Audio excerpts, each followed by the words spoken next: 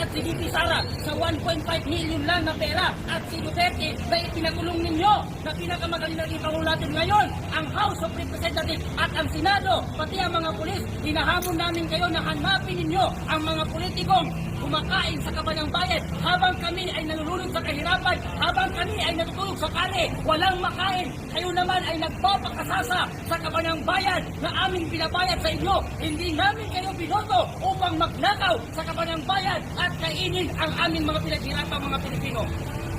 Kaya tinatawagan ko ang lahat ng kababayan kong Pilipino na sumama dito sa EDSA Shrine Mountain at ipakita natin sa mga politiko na hindi tayo natatakot sa kanila.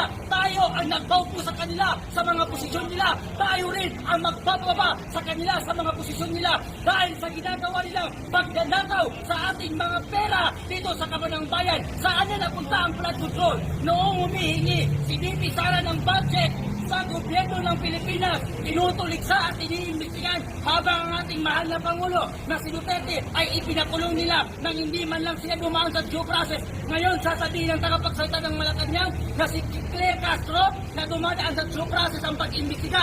Imbestigahan nyo muna ang inyong mga sarili bago si VP Sara at ang taong bayan. Imbestigahan nyo muna ang mga sarili nyo.